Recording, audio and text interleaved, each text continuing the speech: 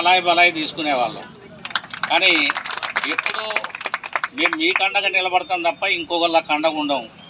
గెలిచినా గెలవకపోయినా ఓడినా ఓడకపోయినా ఏమైనా ఎప్పుడు మా పక్షం మీ పక్షమే, ప్రజల పక్షం.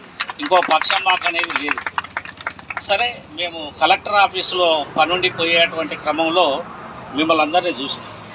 అప్పుడప్పుడు రాత్రిపూట పోతున్నప్పుడు ఇక్కడ టెంట్ కనపడుతుంది, రిలే నిరాహార దీక్షలని కనపడుతుంది. ఈ రిలే నిరాహార దీక్షలు ఎవరి అని మేము దగ్గరకు వచ్చి చూసిన వాళ్ళం కాదు.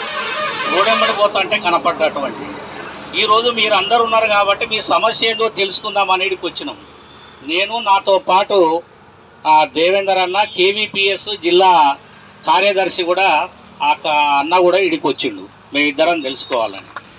ఏదేమైనా మీరు పెట్టినటువంటి డిమాండ్లు న్యాయమైన డిమాండ్లు, న్యాయసమ్మతమైనవి. ప్రభుత్వాలు ఇచ్చినటువంటి హామీలు గతంలో కేసీఆర్